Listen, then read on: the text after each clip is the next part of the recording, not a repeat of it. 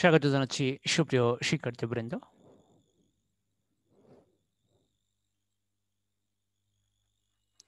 আমরা যোগজীকরণ শুরু করেছিলাম 10A, আমাদের শেষ 10B এর একদম শেষ পর্যায়ে চলে এসেছি আমরা।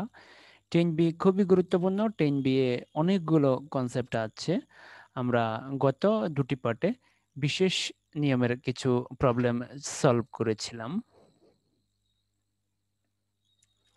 এটি তোমাদের উচ্চতর গণিত প্রথম পত্রের 10ম অধ্যায়। আজ আমরা 10B এর একটি পার্ট দেখব। তো আমরা আজকে প্রথমেই যে প্রবলেমটা সলভ করব তার আনসার হচ্ছে এটা। এই যে রাশিটা আমরা দেখতে পাচ্ছি তার যোগজ হচ্ছে এটা। তো এখন এই যে যোগজটা আসলে কিভাবে বের হয়েছে আমরা সেটা দেখব।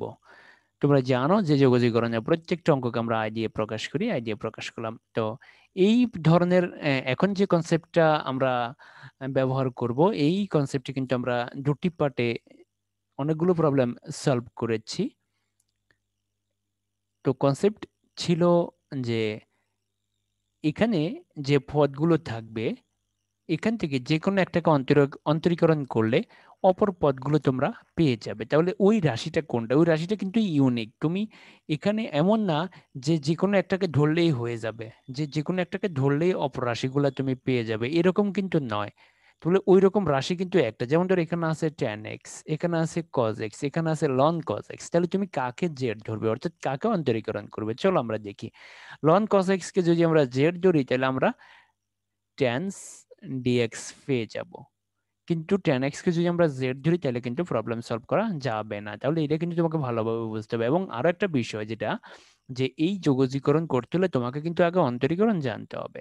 তাহলে আমরা ln cos x = z দিলাম, এবার উপপাশে ddx প্রয়োগ করলাম, এখন আসলে এটাকে অন্তরীকরণ করবো। তো অন্তরীকরণ করতে হলে তোমাকে এটাকে x কল্পনা করতে হবে। এখন দেখো ddx ln x, এটাকে যদি আমরা x কল্পনা করি, খেয়াল করো, এটাকে যদি আমরা x কল্পনা করি, এটাকে যদি আমরা x কল্পনা করি তাহলে ln x এর অন্তরীকরণ হচ্ছে 1/x। দেখো এটাকে যদি আমরা x কল্পনা করি, তোমরা জানো যে আমরা যখন অন্তরীকরণ করেছিলাম 9c তে, 9c খুবই ইম্পর্টেন্ট। 9a ছিল লিমিট, 9b ছিল বেসিক, কিছু অঙ্ক কিন্তু 9c ছিল অত্যন্ত ইম্পর্টেন্ট।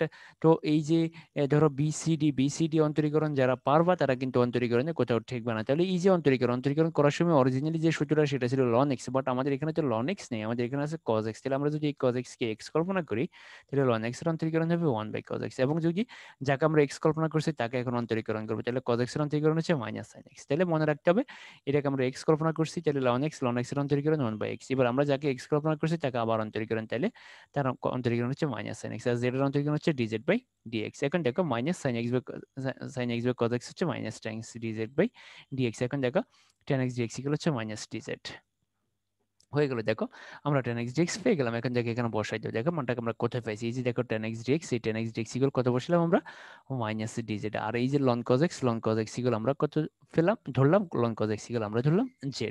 এখন মাইনাসটাকে আমরা বের করে ফেললাম। এখন আসো এই যে এই ফর্মুলাটা 1/x এর ইন্টিগ্রেশন হচ্ছে ln x, তোমরা জানো এটা আমরা অনেকবার ব্যবহার করছি।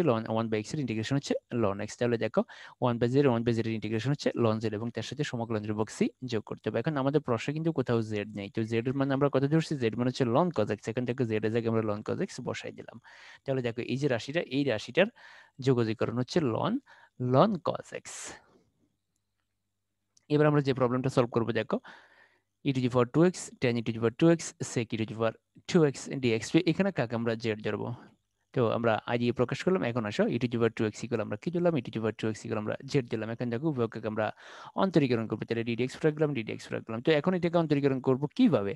তো আমাদের যে ফর্মুলাটা অন্তরীকরণে, আমাদের ফর্মুলা কিন্তু e⁻²x নেই, আমাদের ফর্মুলা আছে e⁻x। মনে রাখবো অন্তরীকরণে আমাদের ফর্মুলা হচ্ছে e⁻x। এখন আমরা যদি এটাকে x কল্পনা করি তাহলে ddx ex এর অন্তরীকরণ হচ্ছে ex। যাকে আমরা যদি এটাকে x কল্পনা করি, ex এর অন্তরীকরণ হচ্ছে ex। আবার এই x এর অন্তরীকরণ করলে, অর্থাৎ যাকে আমরা x কল্পনা করছি তাকে অন্তরীকরণ, ভালো করে খেয়াল করি, এটাকে যদি আমরা x কল্পনা করি, এইটুকুকে যদি আমরা x কল্পনা করি তাহলে d/dx ex এর অন্তরীকরণ হচ্ছে ex। এবার আমরা যাকে x কল্পনা করছি তাকে আবার অন্তরীকরণ, তাহলে 2x এর অন্তরীকরণ হচ্ছে 2। তোমরা ভালো করে খেয়াল করো, e to the power two e to the power x, e to the power x এর অন্তরীকরণ হচ্ছে ই টু দি পাওয়ার এক্স। এবার আমরা যাকে এক্স কল্পনা করছি তাকে আবার অন্তরীকরণ, আমরা 2x কে এক্স কল্পনা করছি, যেটা 2x এর অন্তরীকরণ হচ্ছে 2, আর z এর অন্তরীকরণ হচ্ছে dz বাই dx। দেখো, তাহলে বিষয়টা ভালো করে তোমাদেরকে খেয়াল রাখতে হবে, এই বিষয়টা তোমাদেরকে ভালো করে খেয়াল করতে হবে। এটা থেকে যে আমরা এই অন্তরীকরণটা পাইলাম, এটা কিন্তু তোমাদেরকে ভালো করে খেয়াল রাখতে হবে। আর এখানে যে আমরা e to the power x কে জেড ধরবো, এটাও কিন্তু তোমাদেরকে বুঝতে হবে। তাহলে এটাকে আমরা এক্স কল্পনা করছি, এক্স এর অন্তরীকরণ হচ্ছে এক্স, আর যাকে আমরা এক্স কল্পনা করছি তার অন্তরীকরণ হচ্ছে 2, আর z এর অন্তরীকরণ হচ্ছে dz বাই dx। এখন দেখো, তাহলে 2 e to the power 2 e to the power 2x equal dz by dx। এবার আসো 2 e to the power 2x equal dx equal dz। তাহলে দেখো e to the power 2x dx equal dz by 2। এখন এখানে মান বসায় দেখো, এই যে এই tan, এটা সমান আমরা ধরছি z, এরপরে দেখো sec, এটা সমান আমরা ধরছি z, এরপরে দেখো e to the power 2x R dx, এটা সমান আমরা পাইলাম কত, dz বাই 2। ভালো করে বিষয়টা খেয়াল করো, tan এটা সমান আমরা z ধরছি, দেখো sec এটা সমান আমরা কি ধরছি, z ধরছি, আর এই যে ই to the power 2x dx এটা সমান আমরা পেলাম কি, দেখো এটা সমান আমরা পেলাম dz বাই 2।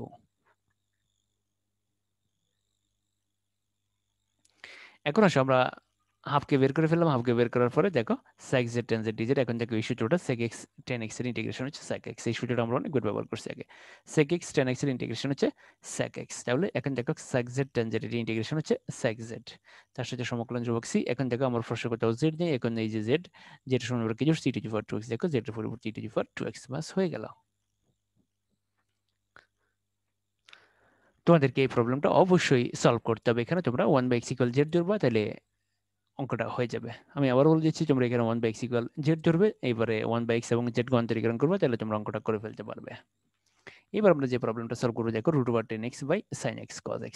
দেখো, তো এখন উপর আছে কত, √10x, এখন নিচে আছে কত, sin cos। তো আমরা কি করলাম দেখো, এখানে কয়টা cos, এখানে cos একটা, তো আমরা কি করলাম, sin এর নিচে একটা cos বসালাম, এরপরে অর্থাৎ এখানে নিচে আমরা দেখো নিচে আমরা যে কাজটা করছি, নিচে আমরা এই যে ধরো এটাকে যদি আমরা একটা পূর্ণাঙ্গ, আমরা যদি এটাকে মূল রাশি মনে করি, তাহলে আমরা এই যে একটা cos উপরে দিছি, একটা cos নিচে দিছি। আবার তুমি এইভাবে চিন্তা করো, cos cos স্কয়ারের ভাগ হলে cos x। দেখো এখানে আছে কত, sin x cos x, তো আমরা লিখলাম কত, sin x by cos x into cos square x। ভালো করে দেখো, sin x cos x, তাহলে আমরা লিখবো কি, sin x by cos x into cos square x। দেখো sin x cos x, sin এর নিচে cos, আবার এখানে cos লিখলাম দুইটা, তাহলে cos cos স্কয়ার ভাগ দিলে cos x, এতে মানের কোনো পরিবর্তন হবে না। তাহলে sin বাই cos লিখতে পারি আমরা। দেখো ভালো করে বিষয়টা, এই অঙ্কটা একটু ভালো করে মনে রাখতে হবে তোমাদেরকে। এটা হচ্ছে শর্টকাট, ওই শর্টকাট করতে হলে তোমাকে এই কাজটা কিন্তু করতে হবে, যে এই নিচে একটা টেন আনতে হবে, যে উপরে টেন আছে, তো আমরা টেন আনতে হলে কি লাগবে, sin এর নিচে cos লাগবে। তাহলে আমরা এই sin এর নিচে একটা cos দিয়ে দিলাম, আর এই cos এর জায়গায় cos কে দিয়ে দিলাম। দেখো এখন sin বাই cos হচ্ছে 10, এরপরে দেখো cos স্কয়ার x। এবার দেখো উপরে হচ্ছে √10x, নিচে হচ্ছে 10x, এর √10x আর বাই 10x আর 1 বাই cos স্কয়ার, এগুলো আলাদা করে ফেলছি। দেখো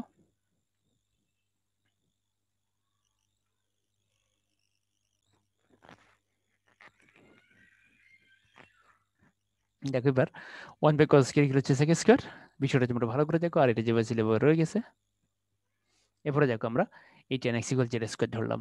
এবার আমরা উভয়কে অন্তরীকরণ করবো, দেখো dx 10x ddx Z square, তো 10x এর অন্তরীকরণ হচ্ছে sec স্কয়ার x, আর জেড স্কয়ার অন্তরীকরণ হচ্ছে 2z dz। ভালো করে দেখো, 10x এর অন্তরীকরণ হচ্ছে sec স্কয়ার x, আর জেড স্কয়ার অন্তরীকরণ হচ্ছে 2z, আর z এর অন্তরীকরণ হচ্ছে dz বাই dx। ভালো করে দেখো, 10x এর অন্তরীকরণ হচ্ছে sec স্কয়ার x, আর জেড স্কয়ার অন্তরীকরণ হচ্ছে 2z, আবার z এর অন্তরীকরণ হচ্ছে dz বাই dx। এখন এটাকে লিখতে পারি sec square x dx equal 2z dz। এখন এখানে বসাই দেবো, দেখো এই 10x ইকুয়াল কত ধরছি আমরা, জেড স্কয়ার। দেখো জেড স্কয়ার লিখছি, এই 10x ইকুয়াল জেড স্কয়ার, আর এই যে দেখো sec square x dx, sec square x dx equal হচ্ছে 2z dz। দেখো বিষয়টা ভালো করে। এবার দেখো আবার একটু, এই 10x ইকুয়াল হচ্ছে জেড স্কয়ার, তারপরে রুট ওভার এই 10x ইকুয়াল জেড স্কয়ার, আর এই দেখো sec স্কয়ার সমান হচ্ছে 2z dz।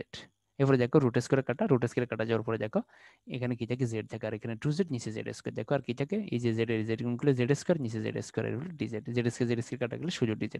এখন দেখো dx এর অন্তর্গণ হচ্ছে ইন্টিগ্রেশন হচ্ছে x, এখন দেখো dz এর ইন্টিগ্রেশন হবে শুধু z, আর 2টা বসে গেছে, এরপরে c যোগ করে দিলাম। এখন দেখো এই 10x এর ইকুয়াল কত, 10x কাকে ধরছি, জেড স্কয়ার, তার মানে জেড হচ্ছে রুট ওভার 10x। দেখো 10x ইকুয়াল হচ্ছে জেড স্কয়ার, আর জেড ইকুয়াল হচ্ছে রুট ওভার 10x। দেখো তাহলে এই যে রাশিটা, এই রাশিটার যোগজীকরণ হচ্ছে 2 root over 10x plus C. তাহলে এই জায়গাটা কিন্তু তোমাদেরকে ভালো করে মনে রাখতে হবে, যে এখানে সাইনের নিচে একটা কজ আনতে হবে, সাইনের নিচে কজ আনি, আমরা এখানে কজের জায়গায় কজ স্কয়ার দিয়েছি, এরপরে সাইন বাই কজ হচ্ছে 10, এরপরে কজ স্কয়ার, এরপরে রুট ওভার 10x বাই 10 আলাদা করছে, 1 বাই কজ আলাদা করছে, 1 বাই কজ মানে হচ্ছে 1 বাই কজ স্কয়ার মানে হচ্ছে সেক স্কয়ার, এরপরে 10x ইকুয়াল আমরা জেড স্কয়ার ধরছি। তোমরা জানো যে রুট ওভার থাকলে আমরা স্কয়ার ধরার চেষ্টা করি রুট স্কয়ারে কেটে ফেলার জন্য। তাহলে দেখো এই যে জায়গাটা তোমাদেরকে খেয়াল রাখতে হবে যে আমরা এখানে পাইলাম কত 2z প্লাস বাট আমার প্রশ্নে কিন্তু কোথাও z নেই, তাহলে 10x ইকুয়াল কত 10x ইকুয়াল হচ্ছে z স্কয়ার, তাহলে z ইকুয়াল হচ্ছে রুট ওভার 10x।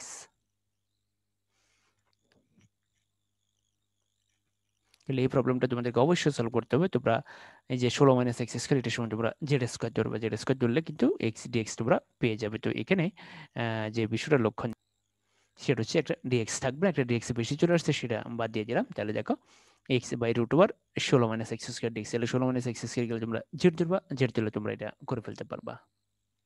এবার আমরা যে প্রবলেমটা সলভ করবো এটা খুব ইম্পর্টেন্ট, এই প্রবলেমটা অনেকবার পরীক্ষা আসছে এর আগে, এই অঙ্কটা অনেকবার পরীক্ষা আসছে, cos cube x root over sine x. তো আমরা আইডিয়া প্রকাশ করলাম। এখন দেখো cos স্কয়ার, এই যে cos কিউব আমরা কি লিখলাম, cos স্কয়ার লিখলাম। এবার আসো ভালো করে বিষয়টা দেখো, cos কিউব আমরা কি লিখলাম, cos স্কয়ার এক্স আর cos এক্স। এখন দেখো cos স্কয়ার মানে হচ্ছে 1 minus sin square, cos square মানে হচ্ছে 1 মাইনাস sin স্কয়ার, তোমরা যেটা জানো। এরপর আসো, এবার আমরা sin x equal Z square ধরবো। দেখো এখানে রুট ওভার আছে, এই কারণে আমরা sin x equal Z square দিলাম। এবার অন্তরীকরণ ddx প্রয়োগ করলাম, ddx প্রয়োগ করলাম। sin x এর অন্তরীকরণ হচ্ছে cos x আর জেড স্কয়ার অন্তরীকরণ হচ্ছে, দেখো ভালো করে, sin x এর অন্তরীকরণ হচ্ছে cos x আর এই যে জেড স্কয়ার অন্তরীকরণ হচ্ছে 2z আর z এর অন্তরীকরণ হচ্ছে dz বাই dx। এটা কিন্তু ভালো করে খেয়াল করতে হবে যে জেড স্কয়ার অন্তরীকরণ হচ্ছে 2z আর z এর অন্তরীকরণ হচ্ছে dz বাই dx। এটা y এর মতো অনেকটা, যে y স্কয়ার অন্তরীকরণ হচ্ছে 2y আবার y এর অন্তরীকরণ হচ্ছে dy বাই dx। তাহলে এখন দেখো cos x dx equal 2z dz। এখন দেখো এই যে cos x dx আর ইকুয়াল 2z dz, আর এই যে দেখো sin x ইকুয়াল আমরা ধরছি কত z স্কয়ার। দেখো বিষয়টা ভালো করে, এই sin x ইকুয়াল আমরা ধরছি z স্কয়ার, তাহলে sin x ইকুয়াল যদি z স্কয়ার তাহলে z পাওয়ার 4 cos x আর dx এটা সমান হচ্ছে 2z dz। আর এই যে দেখো এই sin x ইকুয়াল হচ্ছে কত z স্কয়ার, তাহলে রুট ওভার z স্কয়ার। বিষয়টা ভালো করে দেখো তোমরা, এই যে cos x dx, দেখো এই cos x আর dx এটা সমান হচ্ছে 2z dz, এটা বসে দিয়েছি।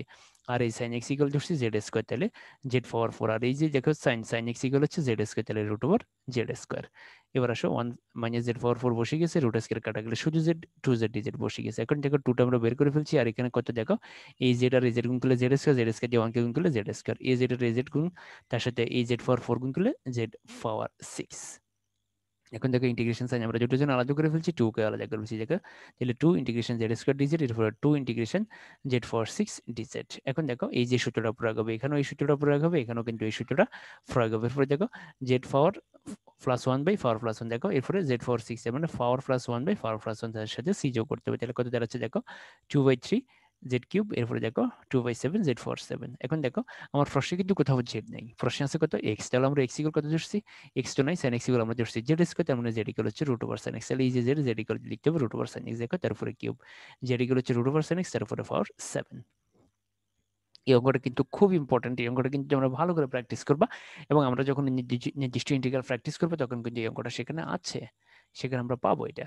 তাহলে cos কিউব x কে আমরা লিখলাম কত, cos square x into cos x, আর cos স্কয়ার x কে আমরা লিখলাম 1 minus sin square x, cos x বসে গেল। এখন দেখো sin x ইকুয়াল হচ্ছে z স্কয়ার, তাহলে এটাকে আমরা কি লিখতে পারি z পাওয়ার 4, আর এই দেখো sin x হচ্ছে z স্কয়ার তারপরে রুট ওভার, তাহলে দেখো এই রুট আর z স্কয়ার কাটা গেলে শুধু z, তাহলে z তার সাথে গুণ করলে z স্কয়ার আর z গুণ করলে z পাওয়ার 6। এখন দেখো 2z স্কয়ার dz, এরপরে 2z/6 dz। এই এরপরে দেখো এবার ইন্টিগ্রেশনের সূত্র, কিন্তু আবার এই জায়গায় এসে তোমাদেরকে কিন্তু বিষয়টা লক্ষ্য রাখতে হবে যে প্রশ্নে কিন্তু কোথাও জেড নেই, তা আমরা কিন্তু জেড দিয়ে অঙ্ক করছি, তাহলে sin x ইকুয়াল ধরছি কত জেড স্কয়ার, তাহলে জেড ইকুয়াল হচ্ছে রুট ওভার sin x। তাহলে এই যে দেখো জেড, এই z equal root over sin x, তার উপরে পাওয়ার হচ্ছে কিউব, এই যে জেড ইকুয়াল হচ্ছে রুট ওভার sin x, তার উপরে পাওয়ার হচ্ছে 7। মনে রাখতে হবে এটা ভালো করে তোমাদেরকে। তাহলে এই যে প্রবলেমটা আমরা সলভ করছি এটার আলোকে তোমাদেরকে এই প্রবলেমটা সলভ করতে হবে অবশ্যই। তাহলে এই প্রবলেমটা সলভ করার সময় তোমাদেরকে কি লিখতে হবে, এই যে সাইন কিউব সময় তোমরা লিখবা sine square x into sine x, এরপরে তোমরা এটা করে ফেলতে পারবে। এবার আমরা যে প্রবলেমটা সলভ করবো, এই প্রবলেমটাও কিন্তু অনেকবার পরীক্ষা আসছে, তোমরা এটা বই দেখলে বুঝতে পারবে এটা কতবার পরীক্ষা আসছে এর আগে। 1/1 + 10x খুবই ইম্পর্টেন্ট, এই প্রবলেমটা অনেকবার পরীক্ষা আসছে এর আগে। আসো এটা আমরা কিভাবে সলভ করবো দেখি। তাহলে আমরা দেখো 10x কি লিখলাম sin x by cos x, এরপরে দেখো এরপরে এটাকে লসাগু করবো আমরা, লসাগু হচ্ছে cos x, এর হর দিবা লব যখন cos x plus sin x by cos x, এবার এটা উল্টে যাবে, উল্টে গেলে cos x উপরে চলে যাবে।